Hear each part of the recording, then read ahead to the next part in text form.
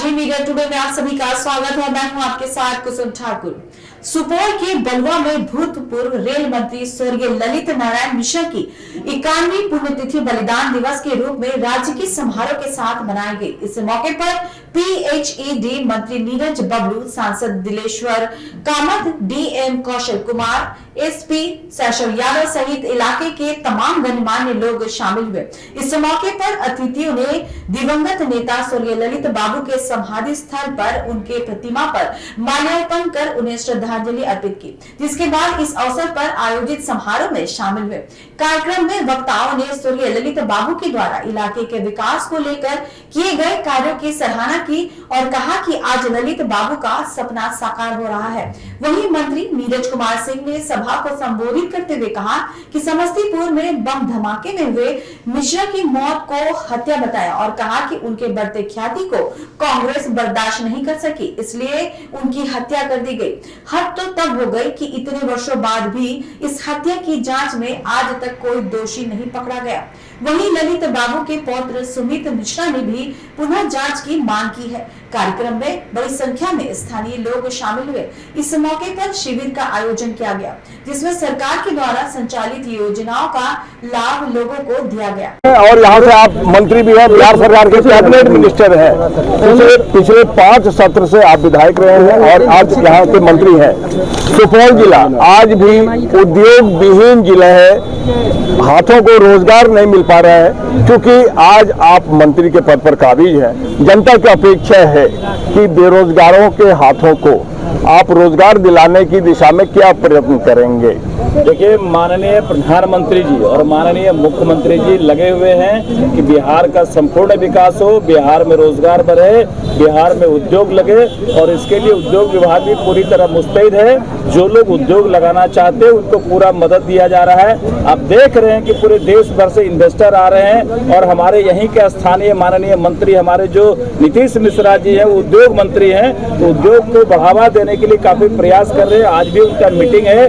जो भी लोग यहाँ आना चाहेंगे उद्योग लगाने के लिए उन्हें भरपूर सहयोग दिया जाएगा, भरपूर सपोर्ट किया जाएगा। कई सारे छोटे छोटे उद्योग लगे हैं और बड़े उद्योग के लिए भी बातचीत चल रही है भारत सरकार का स्तर पर भी। और जो हमारे यहाँ रेलवे का 70 एकड़ जमीन है ललित ग्राम में, वहाँ भी हमें पूरा भरोसा है कि बहुत जल्दी भारत सरकार से कुछ न कुछ उद्योग लगेगा।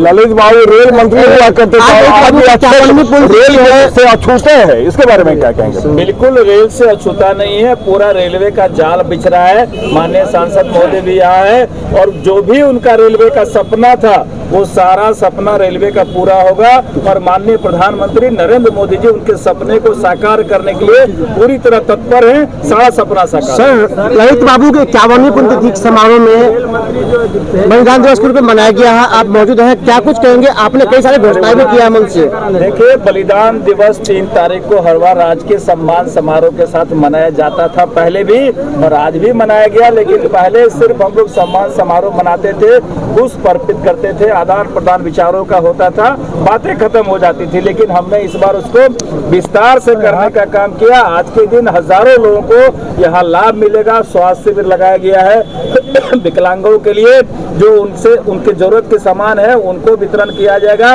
पर्यावरण के दृष्टिकोण से 51 प्लांटेशन कराया जा रहा है, जो फलदार पेड़ लगेगा। बच्चों के लिए स्कूल बैग की व्यवस्था की गई है, सैकड़ों की संख्या में ये बच्चों को दिया जाएगा। तो हम समझते हैं कि हजारों लोगों को आज लाभ मिलेगा जो ललित बाबू को याद करेंगे। आज उनके पुण्यतिथि पर ये सारा व्यवस्था किया गया है। अगर आप आज देखिए तो गांव-गांव में सड़क पहुंच ही चुकी है, बिजली भी है, तो विकास का काम हो रहा है। और ललित बाबू का जो सपना था वो काफी बड़ा सपना था। उन्होंने अपने रहते रहते ही ये मान लीजिए NH57 हो गया या रेल लाइनें हो गई, बड़ी लाइन हो गई, ये सब कोसी पुल हो गया, कोसी महासेतु, ये सब उन्होंने अपने जीवन काल में ही ये सारी चीज़ों की एक रूपरेखा तैयार कर दी थी, जो कि उनके दुखद मृत्यु के बाद कभी साकार हो नहीं पाया काफ़ी सालों तक। उसके बाद जब स्वर्गीय वाजपेयी जी प्रधानमंत्री बने थे तब उन्होंने काफ़ी चीज़ों को आगे बढ़ाने का काम किया था। लेकिन आप ये सोचिए कि वो सारी चीज़ें मतलब लगभग 2000 के आसपास हुई थी, जबकि ये सारी चीज़ें ललित बाबू ने 1970-75 में ही तय कर लिया था कि उनके मिथिला क्षेत्र और बिहार में क्या-क्या वो प्रगति और विकास के लिए क्या-क्या काम करेंगे। मंत्री जी ने कहा है जी जी बिल्कुल होनी ही चाहिए। वो तो सभी लोग जानते हैं, हमारा परिवार भी बोलता आया है कि ललित बाबू की हत्या एक षड्यंत्र थी। उसमें जो भी आनंद मार्गियों का नाम डाला गया था, उस जांच से हमारा परिवार कभी भी सहमत नहीं रहा है, क्योंकि ये एक पॉलिटिकल कंस्पिरेसी ही था, पॉलिटिकल असैसिनेशन ही था। और वही है कि उनके बढ़ते कद को देख के काफी लोग घबरा गए थे, जिस वजह से उनकी हत्या की गई थी। क्या मांग करते हैं? अभी के लिए बस इतना ही। देश और दुनिया की तमाम खबरों के लिए बने रहिए हमारे साथ और देखते रहिए जी मीडिया टुडे।